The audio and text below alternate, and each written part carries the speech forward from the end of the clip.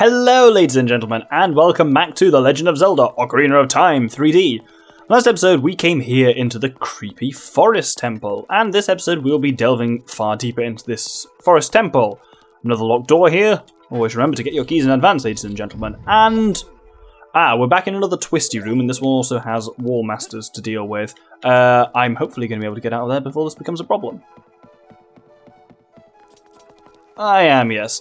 You can actually... Oh, here's a green bubble, by the way. It's exactly the same as a blue bubble, except its fire is only sometimes on, and it only takes one hit to kill rather than two. Not sure why they introduced these to you later. Here's your second locked door. It's been nice and efficient having me go through them in order, but if you don't make sure to get the keys first, it can be a real bastard. Anyway, here's something cool.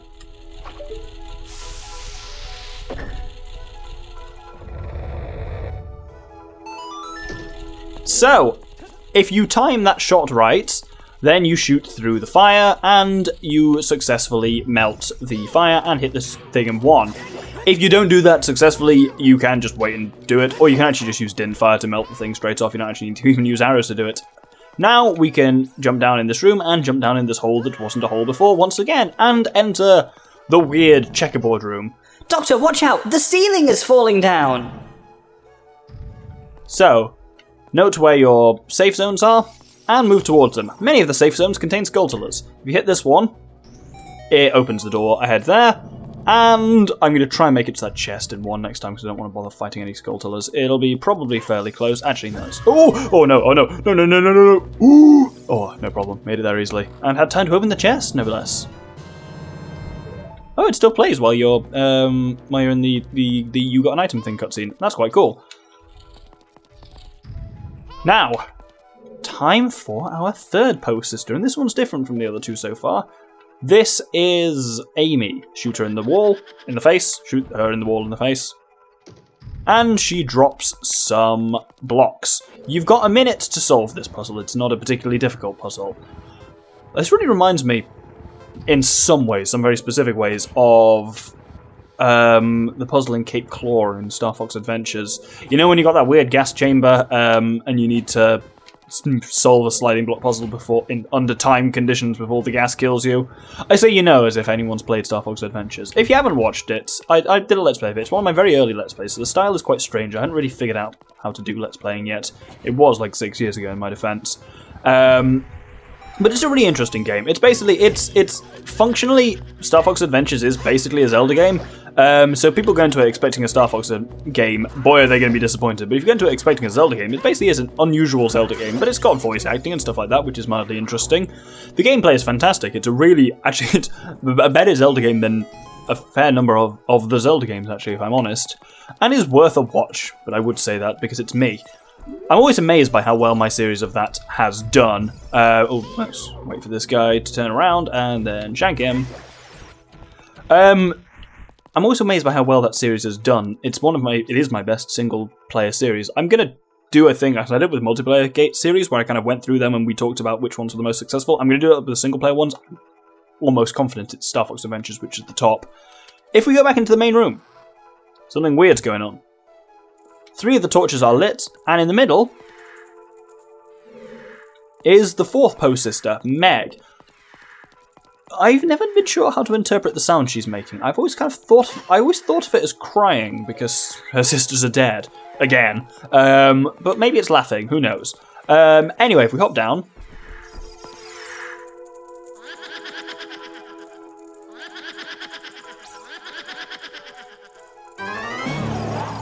So, if you shoot them with... Oh, bugger, I did the wrong thing there, absolutely. Basically, right, so they appear. Wait for it. Watch them when they appear. There's 4 of them. One of them there, dead in front of us, does an extra spin. Shoot that one with an arrow. Rinse and repeat.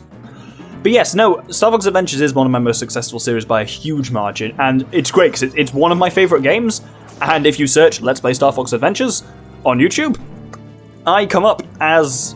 I'm definitely not the first result, but I'm one of the first results for it. Partly because it's an unpopular game, generally, but it's... I'm glad it's been like that for so long, and it is the coolest thing ever, basically, to... When you search Let's Play, insert one of your favourite games here, and you are one of the top results, it's so fucking cool. And I will never stop being thankful for that. And I think, weirdly, like, I always feel like that, so that series, oh, bugger me, that one, there we go. Shoot up, there we go. Shoot her! Yeah, that series never gets many comments or anything like that, but when I've asked people like how they first got into the Gentleman in the comments, people often say Star Fox Adventures was their first kind of introduction to the Gentleman. With Meg dead, down into the basement we go. And we end up in the weird clock room. So this is one of a number of links between this dungeon and Arbiter's Grounds in Twilight Princess. Arbiter's Grounds is essentially a huge reference to this dungeon. Arbiter's Grounds is the first dungeon you do after So Zelda games follow the traditional Joseph Campbell story circle of hero departs, takes on an enemy, fails, learns, becomes wiser, takes on the enemy again, and succeeds. And all Zelda games generally follow that thing. So in this game, you get the spiritual stones, you fuck up with Ganondorf, and then you have the second half where you do the medallions. Twilight Princess had the same. You gather the few shadows, Zant fucks up Midna, and then you have the Mirror of Twilight stuff. The Forest Temple is the first dungeon in Act 2 of the game, and Arbiter's Ground is the first dungeon in Act 2 of Twilight Princess. Arbiter's Ground involves, there's a room very much similar to this, where you're like pushing stuff around, like you rotate the room to get into different crevices of it, and also the thing with Arbiter's Ground is going around and killing 4 Poes to bring their torches back to life, and this dungeon is exactly the same. And as such, because obviously this game came before Twilight Princess, this game can be, like, Arbiter's Grounds can be very much thought of as kind of a reference to the Forest Temple in terms of its positioning within the game that it's in. I haven't really been talking about what I've been doing in this room, but it should have been obvious. Basically, you rotate the room counterclockwise, hit a switch. Rotate the room counterclockwise, hit a switch. Rotate it counterclockwise again, pick up a gold skulltula, and then one final counterclockwise rotation, and you have one final switch. Look at me saying counterclockwise. God, I spend too much time on the internet talking to American people. For those who don't know, it would absolutely be called anti-clockwise in British English rather than counterclockwise. We're weird like that. Anyway, here's the boss door. If you hadn't got the boss key at this point, which isn't the most obvious thing ever, you have to go all the way back up through the ruins room, through the room with the blocks, untwist the corridor, go down it, get the boss key, come back here. I did that last episode relatively early on, and as such, it said A open. Why would it make Navi appear? Fuck off, Navi. There we go.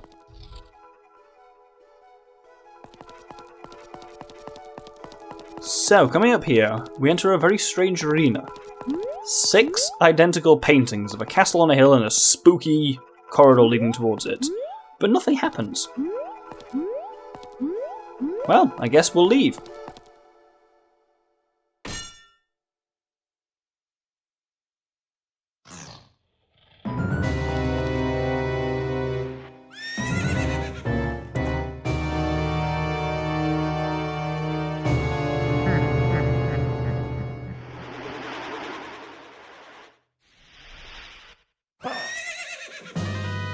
Evil spirit from beyond, Phantom Ganon, and boy did that scare the shit out of me as a kid. I was like, holy shit, it's Ganondorf. Oh my god, he ripped his face off and there's a skull demon underneath.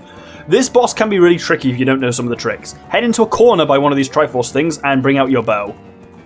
You'll see Phantom Ganon charging down out of one of the paintings. When he's about to emerge from it, shoot an arrow as he turns white there. He'll go back into it. I almost think that reveal that it's not actually Ganon, it's Phantom Ganon might have been better towards the end of the boss fight than towards the beginning, but there we go. Right, now it changes tack a little bit. Bugger. There we go! So, now he goes through 2 paintings at once.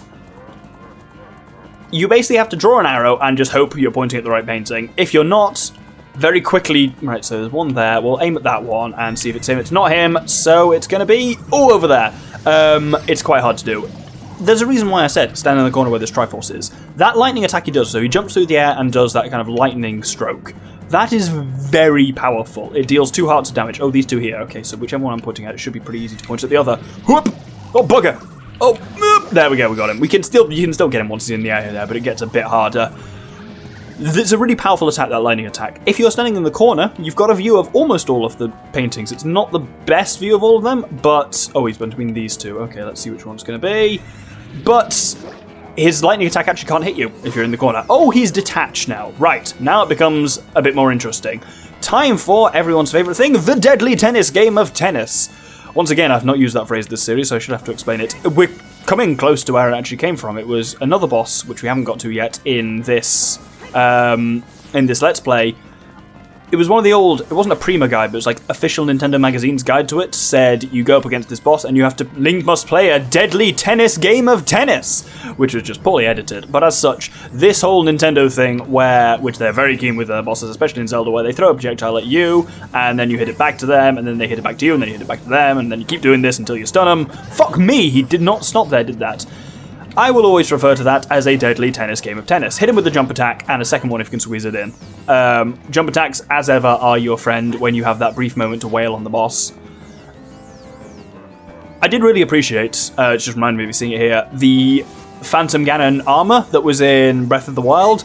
I thought it was unfortunate because I think it statistically didn't do anything great. It was like it upped your stealth or something like that. But I thought it looked so cool being like the Ganon like black armor and cloak. Oh shit, I could have got another hit in there. But with like the demon skull horns, I thought it looked so cool. And I spent so much of that game wearing that. Anyway, this should finish him off. Oh bugger, it didn't quite. Well, I guess we're just about done here anyway. Try and hit it as early as you can, as in with the very edge of your sword, and it's much more likely to hit him properly. Come on. There we go. Time to die, bitch. Oh, bugger.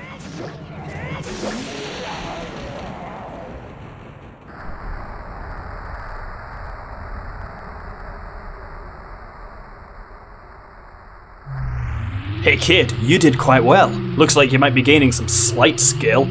But you've defeated only my phantom. When you fight the real me, it won't be so easy. What a worthless creation that was. I'll banish it to the gap between dimensions.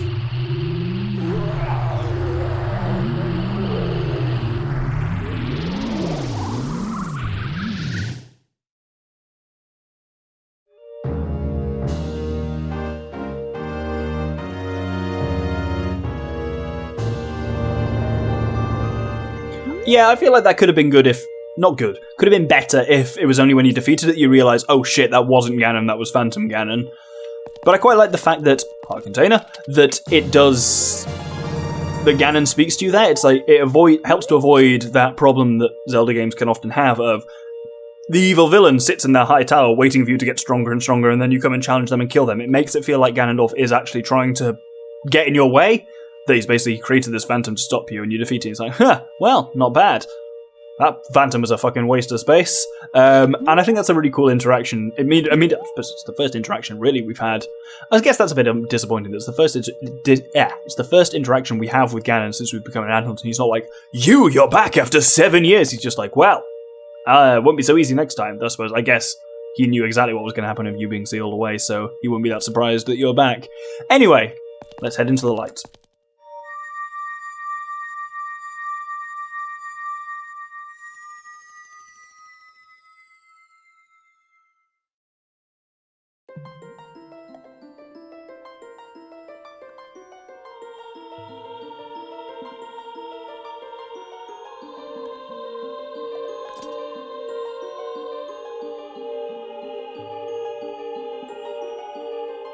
Thank you.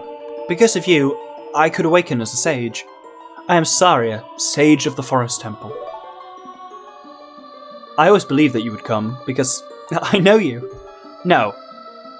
You don't have to explain it to me, because it's destiny that you and I can't live in the same world. I will stay here as the Forest Sage and help you.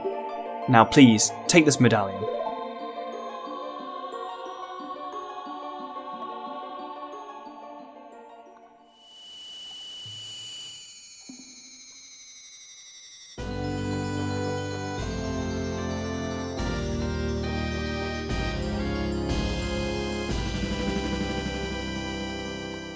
You received the Forest Medallion. Saria awakens as a sage and adds her power to your own. I will always be your friend. Alright, Spock.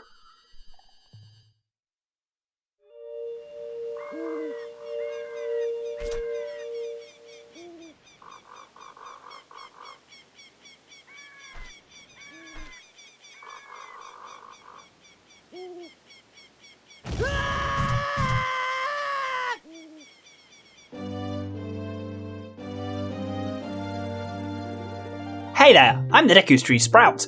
Because you and Saria broke the curse on the forest temple, I can flow and grow it. Oh, flow and grourish. Good one, idiot. I can grow and flourish. Thanks a lot. Hey, have you seen your old friends? None of them recognized you with your grown-up body, did they? That's because the Kokiri never grow up. Even after 7 years, they're still kids. You must be wondering why only you have grown up. Well, as you might have already guessed, you are not a Kokiri. You are actually a Hylian. I am happy to finally reveal this secret to you.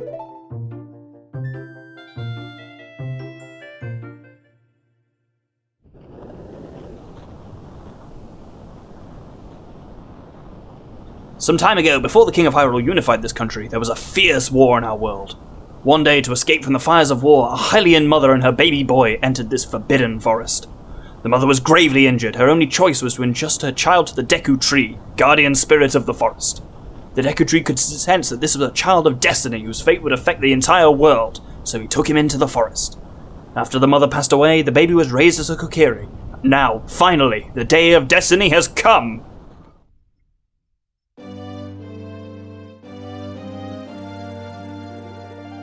You are a Hylian, and were always bound to leave this forest. And now, you have learned your own destiny, so you know what you must do. That's right, you must save the land of Hyrule! Now, Doctor, break the curses on all of the temples and return peace to Hyrule! It was a surprise to learn that Saria was one of the sages, wasn't it, Doctor? I wonder how Sheik knew. Anyway, off to the Temple of Time. That's a really weird line by Navi there, which is just like, off to the Temple of Time. Indeed. We don't need to return to the Temple of Time now, but it's bloody useful. But it's the fact that she says, off to the Temple of Time, implying that it should have been signposted elsewhere. But it's quite cool that you get the Deku Tree sprout as kind of new life from the old one. You know, it's the whole thing with forests. Forests are places of life and death and rebirth and the whole cycle that goes on there. No reason is ever fully given for why you can't re-enter inside the Deku Tree as an adult, but hey, he's closed up, despite the fact he's been completely dead. But yes, as Navi said, let's head back to the Temple of Time. There's actually a nice quick way of doing that. As adult Link, so as young Link, if you save, quit, return to the title screen, and reload, you end up in Link's house in Kokiri Forest. As adult Link, if you reload your save file, look at that! You always start in the Temple of Time when you are an adult. And indeed, there is something useful we can do here.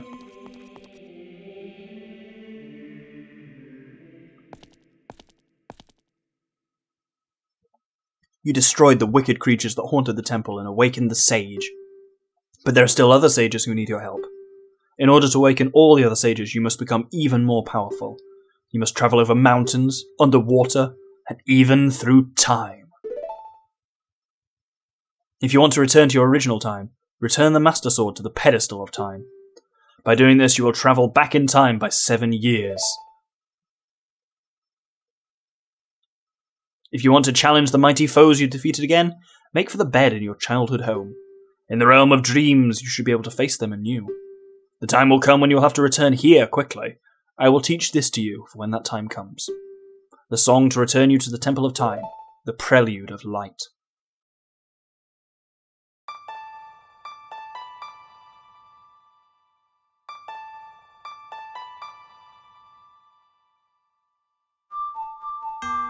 Oh, balls. Trying to do it too fast there.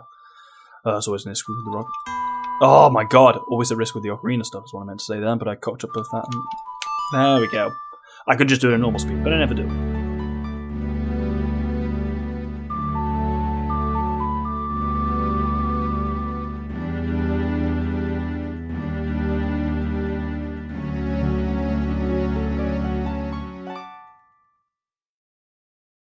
You've learned the Prelude of Light! As long as you hold the Ocarina of Time and the Master Sword, you hold time itself in your hands. Doctor, we shall meet again.